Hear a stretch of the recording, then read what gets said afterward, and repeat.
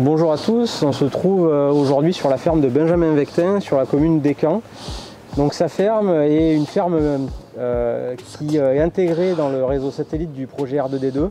Donc tu trouves à peu près à une vingtaine de kilomètres, hein, c'est ça de Courson-les-Carrières. C'est ça, voilà.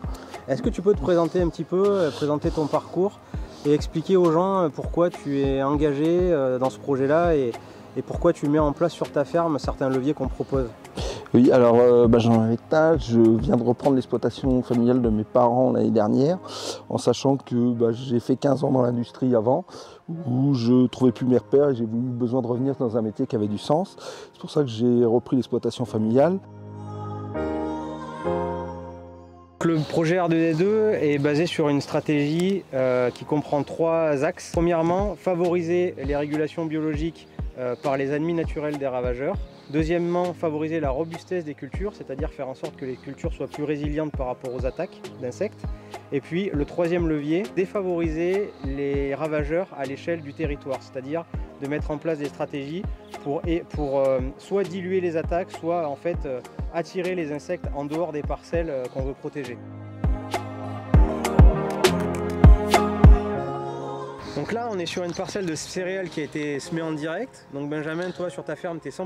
Toute la ferme est depuis 10 ans en ACS pur, voilà, 100%. Très bien, donc du coup, c'est vrai que dans le cadre du projet, voilà, c'est un axe qu'on cherche à favoriser parce qu'on se rend compte que les hyménoptères parasitoïdes des ravageurs du colza, donc qui font une partie de leur cycle dans le sol, sont sous forme de cocon quand ils se nymphosent en surface.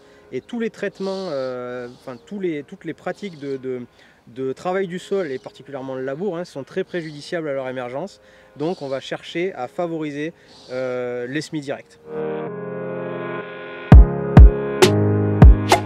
Eh ben Nicolas, alors là on est sur une future haie. Je vais planter 380 mètres de haie en double. Le long de la route, voilà. Et comme à force d'en parler avec les voisins, le voisin d'en face a décidé de planter un peu de haie aussi de l'autre côté de la route. Comme ça, on va essayer d'avoir un pic de biodiversité qui vient replanter dans la plaine de ce côté-là. Et donc là, Benjamin, sur cette parcelle, quel est ton projet?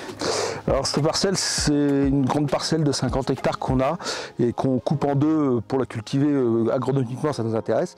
Et du coup, ce que je vais faire, c'est que là, au milieu des 2 parcelles, je vais mettre une haie pour faire une zone de biodiversité, aussi une zone parce que moi je m'aperçois qu'à force de travailler avec les outils, on est tout le temps en train de bouger le petit gibier, les lièvres, les perdrix, les choses comme ça leur fera une zone de refuge, ouais. J'espère, et voilà, et puis travailler là-dessus et venir la compléter par la bout de haie qu'on vient de voir justement. Donc là c'est intéressant parce qu'en plus d'avoir du coup une haie au milieu de la parcelle qui va favoriser la biodiversité, créer une zone de refuge, une zone pérenne en fait qui ne va pas être travaillée, on va en même temps couper une grande parcelle et ça c'est intéressant aussi pour la circulation des insectes, la circulation du petit gibier sur l'exploitation agricole et ça favorise les services de régulation et de pollinisation, ça s'est démontré dans des études récentes. Donc dans le cadre du projet R2D2, nous on cherche à travailler surtout sur les insectes utiles, ceux qui vont permettre la régulation des ravageurs, des cultures. Je crois que sur ta ferme tu as d'autres types d'actions. Est-ce que tu peux nous expliquer un petit peu ce que tu fais au-delà? Ouais, alors après, comme je vous l'ai dit, je suis en agriculture de conservation des sols et souvent un des gros problèmes qu'on a en agriculture de conservation des sols, c'est le problème de mulot. Du coup, c'est pour ça que j'essaye d'avoir des perchoirs. Je travaille beaucoup avec des perchoirs pour essayer de favoriser les buses et tout ce qui est rapaces. Du coup, je me suis rapproché aussi de l'Alpéo. J'ai posé des questions pour mettre un nichoir nichoir à faucons dans la ferme pour essayer de lutter contre les tourterelles. Du coup, comme je me suis rapproché d'eux, j'essaye aussi de participer à l'enquête sur les hérissons qu'ils font. Parce que moi, dans ma vision de l'agriculture, j'essaye de communiquer avec les gens parce qu'il faut aussi leur expliquer ce que c'est que le métier, il ne faut pas les laisser parler à notre place. C'est pour ça que cette année, j'ai fait une journée porte ouverte à la ferme, où j'ai amené du monde pour expliquer justement comment on travaille, qu'on ne travaille pas n'importe comment, qu'on essaye de réduire les produits phyto et trouver des solutions, mais que ce n'est pas aussi simple que ce que certains disent à la télé et que le métier d'agriculteur est tout sauf simple et qu'on peut avoir 40 ans de métier et continuer à se former et toujours apprendre des choses. C'est ça la richesse du métier. Merci beaucoup.